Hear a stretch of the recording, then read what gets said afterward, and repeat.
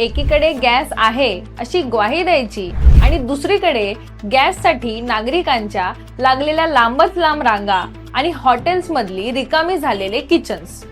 सरकार नक्की ग्वाही देतंय की नागरिकांची दिशाभूल करतंय? माणसाने काय खायचं काय?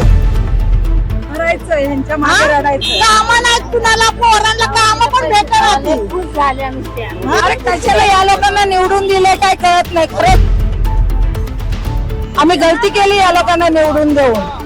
पुढच्या वेळेला वोटिंग नाही करणार कोणाला, असंच बोकत। सध्या आखाती देशामध्ये युद्ध सुरू आहे, पण ह्याची परिस्थिती भारतामध्ये नक्की काय आहे याचे गंभीर परिणाम भारतावरही होऊ शकतात असं वारंवार विरोधी पक्ष आणि तज्ञांनी सांगितलं होतं। पण हा प्रश्न दुर्लक्षितच राहिला। एकीकडे लोकसभेमध्ये याबद्दल प्रश्न उपस्थित केलेला असताना देशाचे पेट्रोलियम आणि नैसर्गिक वायू मंत्री हरदीप पुरी यांनी असं सांगितलं, देशामध्ये पेट्रोल, डिझेल किंवा नैसर्गिक वायू आणि LPGचा कोणताच तुटवडा भासणार नाही।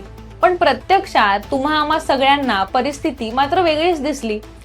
गॅसचे दर वाढवले गेले, घरगुती आणि व्यावसायिक गॅस महाग झाला, गॅस बुकिंगचे कालावधी तर रोज वाढवलाच जातोय। रणरणत्या उन्हामध्ये नागरिकांना गॅस बुकिंगसाठी रांगा लावाव्या लागल्या।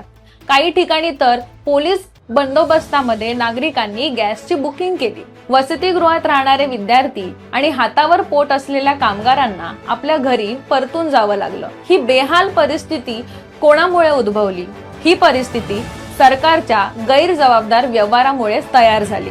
युद्ध कोणत्याही प्रकारचं असो, त्यात मरण मध्यमवर्गीय आणि गरीब माणसाचंच होतं हे पुन्हा एकदा समोर आलं। सध्याच्या परिस्थितीमध्ये योग्य, ठोस आणि कठोर पारदर्शी निर्णयांची अंमलबजावणी होणं ही काळाची गरज आहे। आमची हीच मागणी आहे की सरकारने लवकरात लवकर सर्वसामान्यांना दिलासा दिला पाहिजे।